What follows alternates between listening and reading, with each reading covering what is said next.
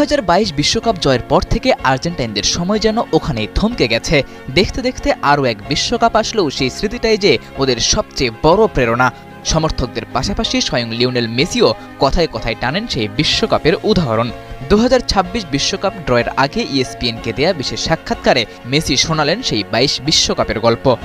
গত বিশ্বকাপে ভাগ্য আমাদের পাশে ছিল। যদিও নেদারল্যান্ডস ও ফ্রান্সের বিপক্ষে আমরাই ভালো খেলেছিলাম, তবুও ম্যাচ পেনাল্টিতে চলে যায়, যেখানে দিবু মার্তিনেজ আমাদের জিতিয়েছে। বিশ্বকাপ জেতা খুবই কঠিন।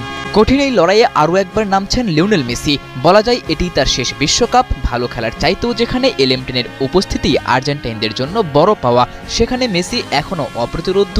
তাই তো অনেকটা সাহসের সাথেই সেই শিরোপা ধরে রাখার প্রত্যয় মেসির কণ্ঠে। তবে জানিয়ে রেখেছেন কিছু যদি কিন্তুর ব্যাপার। হ্যাঁ, আমরা আবারও চেষ্টা করব, আমাদের সবটুকু দিয়ে লড়াই করব। শিরোপা ধরে রাখাই আমাদের লক্ষ্য। তবে বিশ্বকাপ অনেক কঠিন প্রতিযোগিতা। ছোট ছোট কিছু কারণে এখানে বাদ পড়ার সম্ভাবনা থাকে।